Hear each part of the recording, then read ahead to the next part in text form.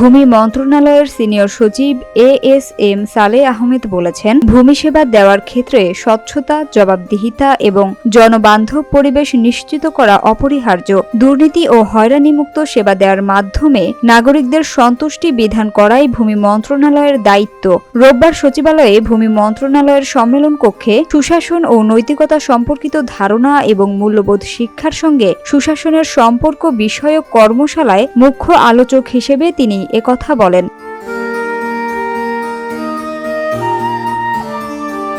Senior সচিব বলেন, মন্ত্রণালয় নৈতিকতা নিশ্চিত করতে দুর্নীতির বিরুদ্ধে কঠোর অবস্থান নিয়েছে এবং হয়রানিমুক্ত সেবা দেওয়ার জন্য অনলাইন ভূমি ব্যবস্থাপনা ও ডিজিটাল সেবা চালু করেছে। তিনি বলেন, সবাই মিলে কাজ করলে ভূমি মন্ত্রণালয়ের দায়িত্ব সুচারুভাবে পালন করা সম্ভব। দেশের কল্যাণে নৈতিকতা ও সুশাসন একে অপরের পরিপূরক, যা সমাজে স্বচ্ছতা, ন্যায্যতা এবং জবাবদিহিতা নিশ্চিত করে।